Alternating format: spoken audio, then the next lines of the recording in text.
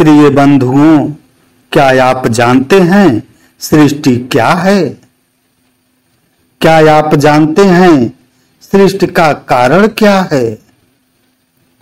क्या आप जानते हैं सृष्टि का निर्माण क्यों हुआ? इस सत्संग में मैं आपको निर्भ्रांत वाणी अर्थात सद्गुरु सदाफलदेव जी महाराज के द्वारा रचित स्वरवेद में सृष्टि के निर्माण का जो कुछ सद्गुरु ने बताया है उसके आधार पर मैं आपको बताने वाला हूं। यदि यह वीडियो अच्छी लगे तो इसे जरूर सब्सक्राइब कर दीजिएगा और अधिक से अधिक लोगों को भेजिएगा, जिससे यह निर्भ्रांत वाणी, यह चेतन वाणी, यह सद्गुरु की वाणी सभी लोगों तक पहुंचे, संसार से अज्ञान दूर हो। प्रिय बंधुओं, सृष्टि क्या है? मूल प्रकृति नित्य है, अनादि है। मूल प्रकृति में सत रज तम 3 गुण पाए जाते हैं।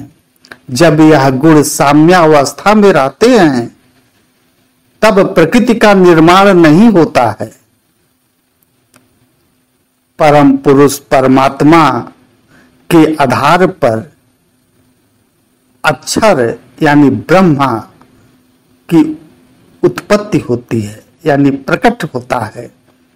वही अक्षर प्रकृति के इन 3 गुणों में कंपन पैदा करता है और उसी कंपन के कारण प्रकृति में विकृति होती है और वही विकृति स्वरूप चराचर सृष्टि हमें जो दिखाई दे रही है ऐसे ही होती है। यह संसार जो दिखाई दे रहा है बंधुओं, यह प्रकृति का विकृत रूप है। सत रज तम प्रकृति के गुण जब कारण से कार्य रूप में आ जाते हैं तब सृष्टि का स्वरूप बनता है। ये तीनों गुण जो हैं कारण से कार्य रूप में तभी आते हैं जब अक्षर उपस्थित होता है। प्रिय बंधुओं, एक बात बता देना चाहता हूं, परम पुरुष परमात्मा के 4 पाद हैं।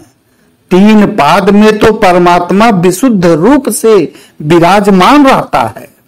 एक पाद में सृष्टि का निर्माण होता है और एक पाद में सृष्टि का लय भी होता है और इसी एक पाद में परम पुरुष परमात्मा के आधार से अक्षर जब प्रकट होता है तो प्रकृति के तीनों गुणों में विक्षोभ पैदा हो जाता है, यानी विकृत होने लगता है और उसी से 5 महाभूत उत्पन्न होते हैं और वही 5 महाभूतों से क्षिति जल पावक गगन समीर से यह चराचर दृश्यमान जगत प्रकट हो जाता है।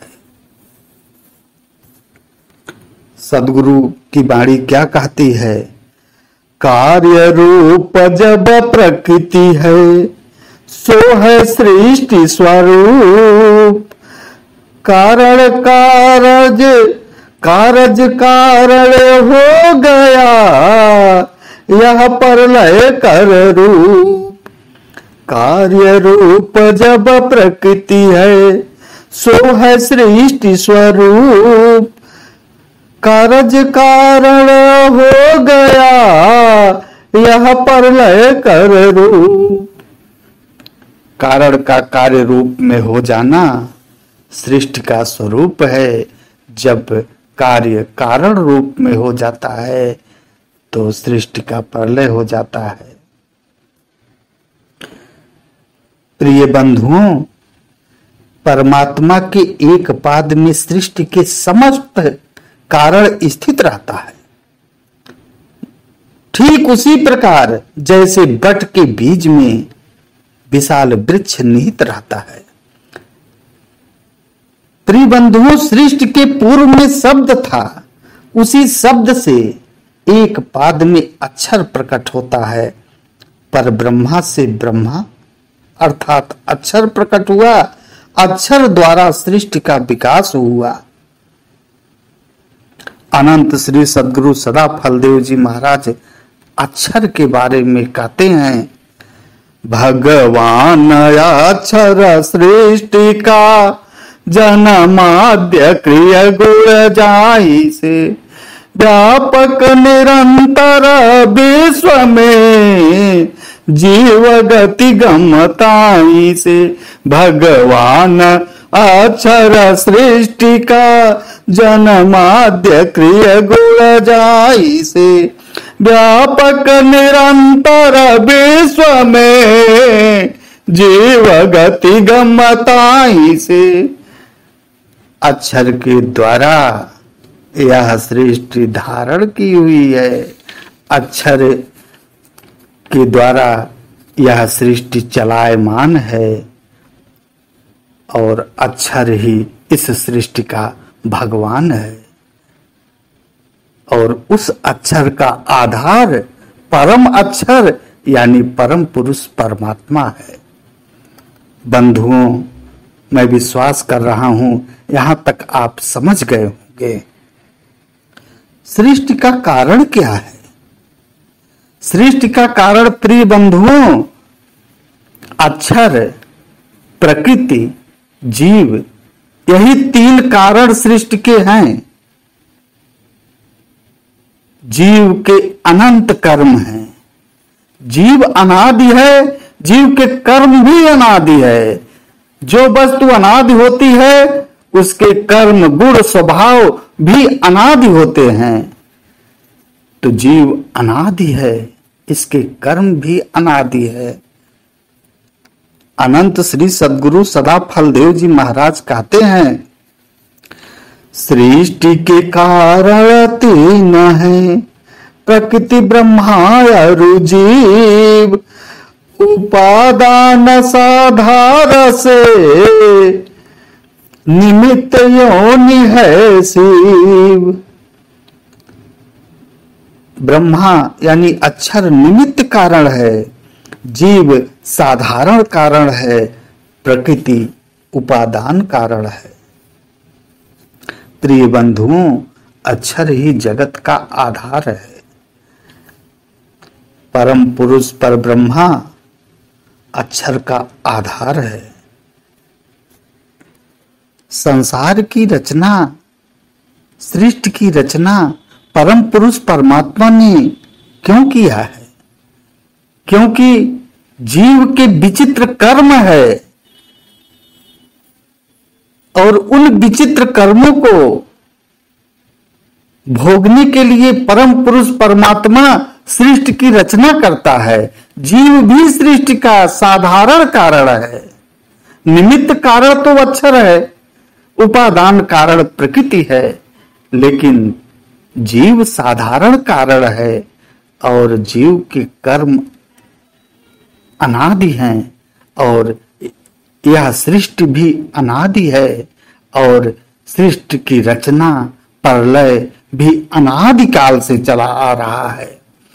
सृष्टि की रचना होने का मुख्य कारण है जीव के कर्म। अनंत श्री सद्गुरु सदा फलदेव जी महाराज कहते हैं, नित्य अनादि जो तत्व है, नित्य कर्म गुण हो, नित्य ही भोग विभाग है, माया नित्य समोय। जीव अनादि तस कर्म है, सृष्टि प्रजापति हो, कारण कर्म अनादि है, जग प्रवाह गति सोय। सृष्टि के कारण जीवों के अनादि कर्म है, जिसके उपभोग एवं निवृत्ति के लिए सृष्टि की रचना होती है और संसार प्रवाह की गति होती है। प्रिय बंधुओं, परमात्मा ने यह सृष्टि की रचना जीवों के लिए किया है। अगर जीव इस सृष्टि में न रहे तो सृष्टि की रचना की कोई आवश्यकता नहीं है। प्रिय बंधुओं, सृष्टि भी दो प्रकार की होती है। सर्वप्रथम सजीव सृष्टि की रचना होती है। नहीं बंधुओं, सर्वप्रथम निर्जीव सृष्टि की रचना होती है, अर्थात पंच महाभूतों की रचना होती है। क्षिति जल पावक गगन समीर की रचना होती है। इसके बाद सजीव सृष्टि की रचना होती है। क्षिति जल पावक गगन समीर अर्थात निर्जीव सृष्टि की रचना में प्रकृति पर ब्रह्मा और ब्रह्मा होते हैं, अर्थात प्रकृति परम अक्षर अक्षर होता है। लेकिन सजीव सृष्टि में प्रकृति परम अक्षर जीव अक्षर ये चारों होते हैं। इस जो शरीर हम लोग धारण किए हुए हैं, इस शरीर के अंदर प्रकृति भी है, अक्षर भी है, परम अक्षर यानी परमात्मा भी है और जीव भी है। पेड़ पहाड़ पानी धरती जो हम लोग देख रहे हैं, इसमें अक्षर है, प्रकृति है,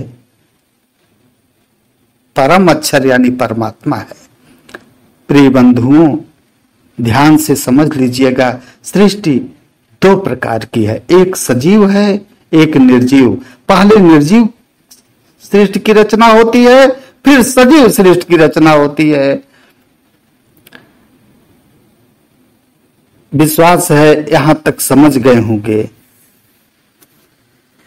नित्य अनादि सदगुरु कबीर साहब अपनी प्रथम रामायणी में क्या कह रहे हैं? प्रिय बंधुओं, आप लोगों को मैं बताना चाहता हूं।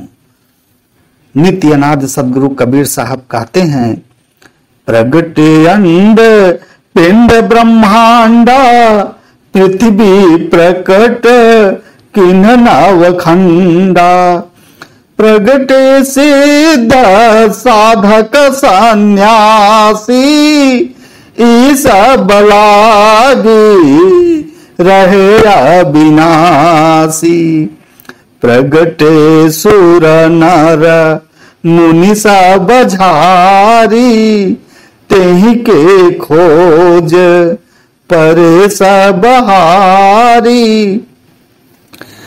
जीव शिव सब प्रगटे वह ठाकुर सब दास, कबीर और जाने नहीं सत्य नाम की आस।